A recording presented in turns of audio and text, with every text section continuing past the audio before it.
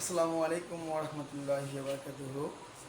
প্রিয় শিক্ষার্থী ভাই ও বোনেরা, আজকে আমরা সাধারণ গণিতের 16 নম্বর অধ্যায়ের পরিমিতি সম্পর্কে আলোচনা করব তোমাদের সামনে।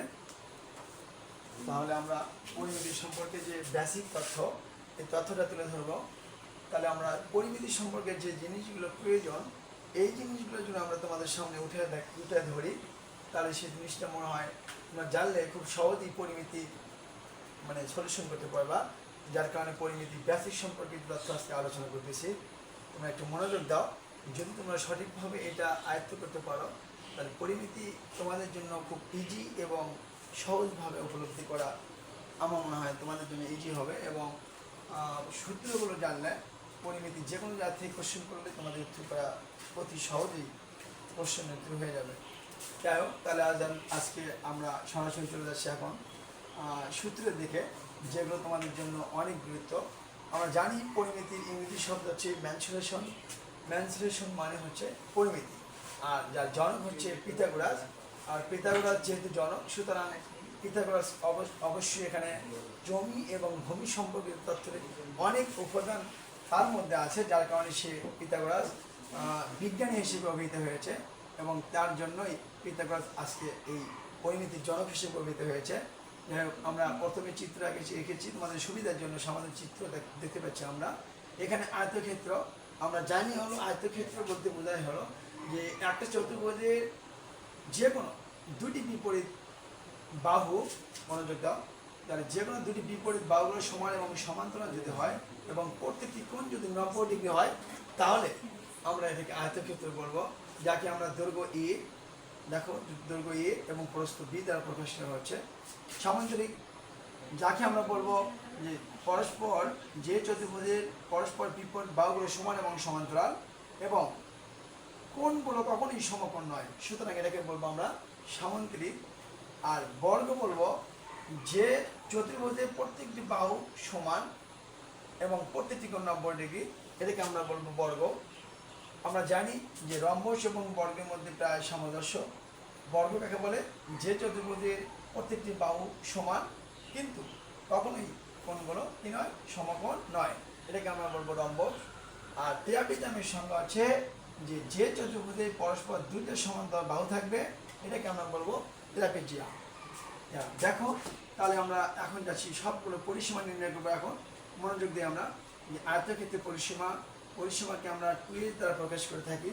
আর 2s ইকুয়াল আমরা বলতে পারি 2 ইন্টু দৈর্ঘ্য যোগ প্রস্থ এত একক, অর্থাৎ 2 ইন্টু দৈর্ঘ্য যোগ প্রস্থ একক। আচ্ছা, এবার আমরা সামান্তরিকের পরিসীমা যদি বলে থাকি, তাহলে আবারও সামান্তরিকের পরিসীমাকে 2s দ্বারা প্রকাশ করা হয়। আর 2s ইকুয়াল টু 2 ইন্টু দৈর্ঘ্য যোগ প্রস্থ, অর্থাৎ কোনো কোনো জায়গায় এই উচ্চতা বলে অভিহিত আছে, এখানে উচ্চতা দিলেও হবে, এত একক। আমরা এবার বর্গের ক্ষেত্রে পরিসীমা বলবো। বর্গের ক্ষেত্রে পরিসীমাকে আবার 2s দ্বারা প্রকাশ করা হয়।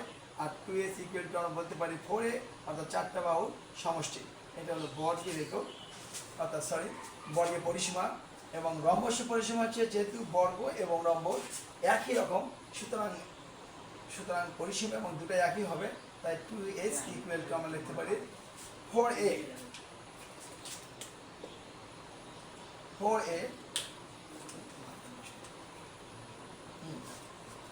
আবার ট্রাপিজামের পরিসীমা যদি আমরা বলি, তার 2s ইকুয়াল টু 4টা বাহুর সমষ্টি, অর্থাৎ a plus b plus c plus d। আমরা এবার এদিকে আসি। এবার আমরা খেলবো হলো ক্ষেত্রফল নিয়ে। এটা আসলে একটা খেলা। ক্ষেত্রফল এমন একটা তথ্য, যে তথ্য দ্বারা প্রত্যেকটা বর্গ, আয়ত, সামান্তরিক, ট্রাপিজিয়াম, এই সবগুলো তথ্য এবং সবগুলো ক্ষেত্রফল তোমরা নির্ণয় করা শিখি, যে কোনো অঙ্ক খুব সহজেই সলিউশন করা সম্ভব। মনোযোগ, এদিকে এবার আমরা যে ক্ষেত্রফল নির্ণয় করি, আমরা জানি ক্ষেত্রফলকে এ দ্বারা প্রকাশ করা হয়। আর এ সমান সমান আমরা জানি এখানে দৈর্ঘ্য গুণন প্রস্থ, অর্থাৎ দৈর্ঘ্য গুণন প্রস্থ যদি আমরা বলি, যেহেতু ক্ষেত্রফল, আর এখানে আমরা অবশ্যই লিখবো এককটা হলো বর্গ একক, যেহেতু এখানে কোনো একক দেওয়া নাই। যদি এখানে মিটার থাকে তাহলে আমরা বলবো বর্গ মিটার, যদি এখানে থাকে সেন্টিমিটার তাহলে আমরা বলবো বর্গ সেন্টিমিটার, যদি এখানে থাকে কিলোমিটার তাহলে আমরা বলবো বর্গ কিলোমিটার। তাহলে সামান্তরিকের ক্ষেত্রফল কি? আমরা সামান্তরিকের ক্ষেত্রফলকেও আমরা এই দ্বারা প্রকাশ করে থাকি। আর এই ক্ষেত্রফলকে যেহেতু এখানে দৈর্ঘ্য এবং প্রস্থ আছে, যদিও এর মতো নয়, তাহলে আমরা বলবো ভূমি গুণন উচ্চতা। ভূমি গুণন উচ্চতা আমরা একটু বানান করেও লিখতে পারি এখানে। ভূমি গুণন উচ্চতা বর্গ একক। আর ভূমিকে আমরা যেহেতু এ দেখতে পাচ্ছি, সুতরাং এ গুণন এইচ, এখানে উচ্চতাটা আসলে এইভাবে থাকবে, এখানে এইচ। তাহলে সামুদ্রিকের ক্ষেত্রফল হচ্ছে ভূমি গুণন উচ্চতা, এত বর্গ একক। এবার আমরা যদি বর্গের দিকে লক্ষ্য করি, তাহলে বর্গ কী হবে? বর্গের ক্ষেত্রফলকে আমরা বর্গের ক্ষেত্রফল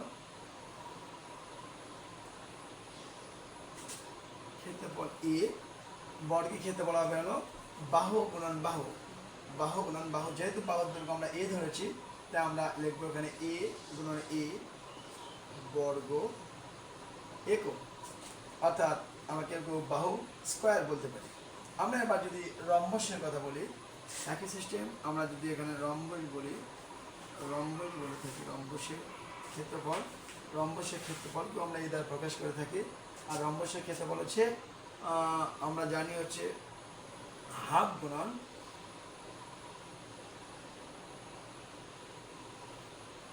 কি আছে এখানে রম্বস। তাহলে রম্বসের ক্ষেত্রে বা হাফ গুণন কর্ণদ্বয়ের গুণফল, হ্যাঁ হাফ গুণন কর্ণদ্বয়ের গুণফল। এখানে যদি আমরা কর্ণ লাগাই, আর দেখা যাবে কর্ণ দেখতে এখানে 58 নাই, সুতরাং আমরা একটাকে আমরা D1 বলতে পারি, একটাকে আমরা D1, আরেকটাকে আমরা D2 ধরবো। সুতরাং হাফ গুণন কর্ণদ্বয়ের গুণফল, হাফ গুণন কর্ণদ্বয়ের গুণফল এত বর্গ একক। তাহলে রম্বসের ক্ষেত্রফল হচ্ছে হাফ গুণন কর্ণদ্বয়ের গুণফল। এবার আমরা আসবো ট্রাপিজিয়াম, ট্রাপিজিয়ামের ক্ষেত্রফল,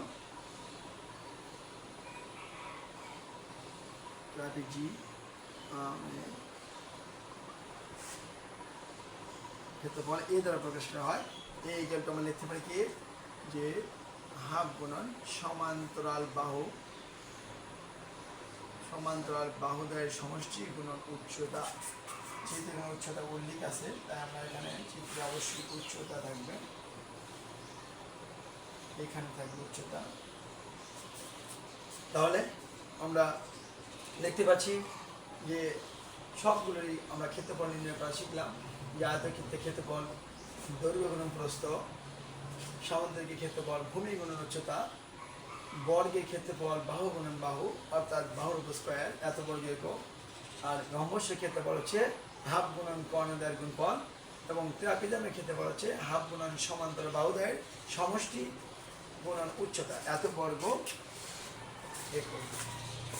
তাহলে আমরা যেহেতু দেখতে পাচ্ছি সবগুলো ক্ষেত্রফল জানা হয়ে গেছে, পরিসীমা জানা হয়ে গেছে, সুতরাং আমরা একটু কর্ণের দিকে যাব। এটা আমি মিশে দিচ্ছি। কর্ণ, আমরা যদি আয়তক্ষেত্রে কর্ণের কথা বলি, কর্ণকে আমরা ডি দ্বারা প্রকাশ করে থাকি, কর্ণকে আমরা ডি দ্বারা প্রকাশ করে থাকি। আয়তক্ষেত্রে কর্ণ, কর্ণকে ডি দ্বারা প্রকাশ করে থাকি। তাহলে এটা কর্ণ কি হবে? আমরা জানি রুট ওভার দৈর্ঘ্য উপর স্কোয়ার প্লাস প্রস্থের উপর স্কোয়ার এত। যেহেতু কর্ণ একটা দৈর্ঘ্য, সুতরাং আর একক হবে শুধু একক, মিটার তাহলে মিটার, সেন্টিমিটার তাহলে সেন্টিমিটার। এটি যেহেতু আমি এ এবং বি দ্বারা প্রকাশ করেছি, এই জন্য root over a square plus B square এত একক হবে। এবার আমরা 2 নম্বর যেটা শিখব, এটা হচ্ছে সামান্তরিক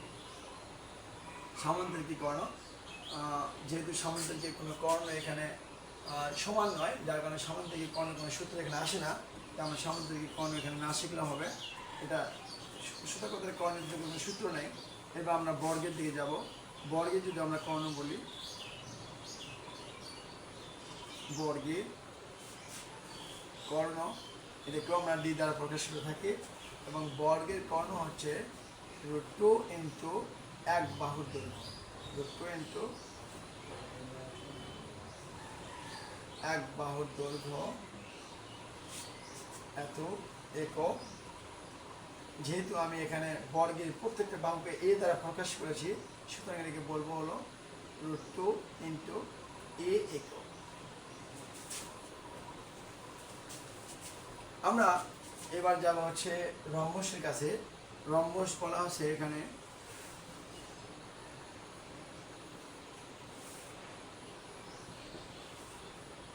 রম্বসের কর্ণ। রম্বসের কর্ণ, যেহেতু রম্বসের কর্ণের ওভাবে কোনো সূত্র নেই, সুতরাং আমরা রম্বসের কর্ণ একটাকে আমরা D1 আরেকটাকে আমরা D2 বলে প্রকাশ করে থাকি। এই রম্বসের কর্ণের কোনো সূত্র এইখানে উপস্থাপন করা হয় নাই বা হয় না, যার কারণে এখানে উপস্থাপন করলাম না। 5 নাম্বার কি বলছে যে ট্রাপিজিয়াম। 5 নাম্বার হচ্ছে ট্রাপিজিয়াম। সুতরাং ট্রাপিজিয়ামের যেহেতু কর্ণ দুটো এলোমেলো, সুতরাং এর কোনো সূত্র অবস্থান করা হয়নি। কিন্তু যদি প্রকাশ করা হয় তাহলে D1 এবং D2 দ্বারা প্রকাশ করা হবে। সুতরাং এই তো আমাদের রম্বস সম্পর্কিত তথ্য। বর্গ, সামান্তরিক আয়ত এবং আমরা কি বলবো বর্গ। সুতরাং আয়ত, সামান্তরিক, বর্গ, ট্রাপিজিয়াম এবং রম্বস। সুতরাং এই সম্পর্কিত তথ্য আমাদের কি শিখলাম?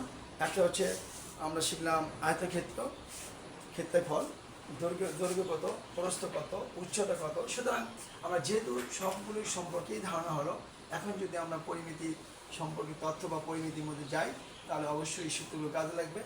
যাই হোক, আজকে এই পর্যন্তই। আল্লাহ হাফিজ, ভালো থেকো।